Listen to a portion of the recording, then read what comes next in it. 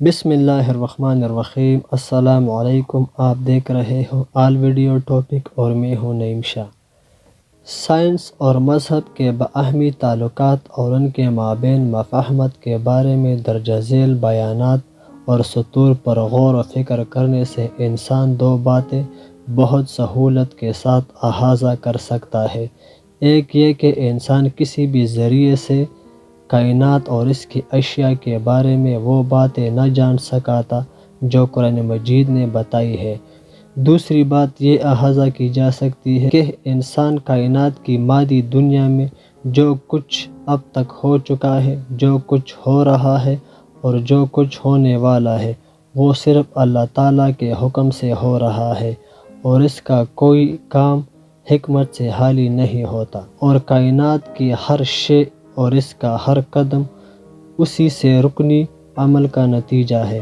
اس لیے ہمیں ان باہمی مشترکہ قدروں کو اپناتے ہوئے اور تمام مادی وسائل بروئے کار لاتے ہوئے انسانی زندگی کے دونوں اہم پہلوؤں اور انسانی زندگی کے دونوں اہم ضرورتوں کو ان کی ضرورت، حق اور حیثیت کے مطابق ان کا حق دینا ہوگا۔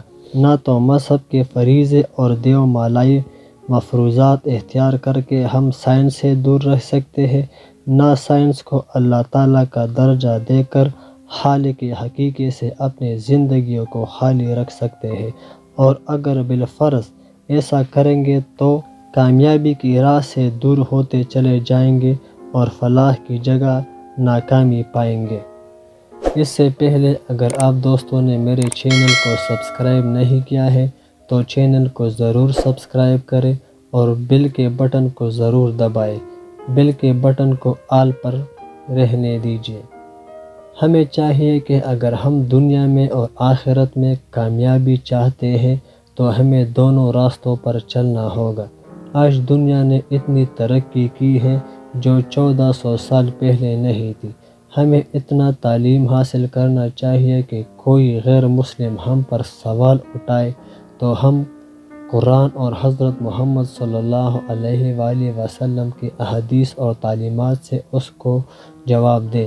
اگر وہ پھر بھی اپنے سوال پر اڑا رہے تو پھر ہمیں ان کی زبان میں ان کو سمجھانا چاہیے، اگر وہ سائنس سے ہو یا اس کی مذہب سے ہو، پر ہمیں ان کو مطمئن کرنا ہوگا، اور یہ تب ہوگا جب ہمارے پاس دنیاوی تعلیم اور علمی تعلیم دونوں ہوگا۔ حدیث مفہوم ہے کہ علم حاصل کرو چاہے تمہیں چین جانا پڑے۔ اللہ تعالیٰ نے ہم مسلمانوں پر بہت بڑا احسان کیا ہے، جس نے ہم مسلمانوں کو ایک ایسی کتاب دی ہے جس میں انسان سے لے کر دنیا کے ہر چیز کے بارے میں ہمیں بتایا ہے، چاہے وہ جاندار ہو یا بے جان ہو۔ کائنات کا ہر وہ چیز اللہ تعالیٰ نے اپنی کتاب قرآن کریم میں ہمیں بتایا اور سمجھایا ہے، اگر کوئی غور اور فکر کرے۔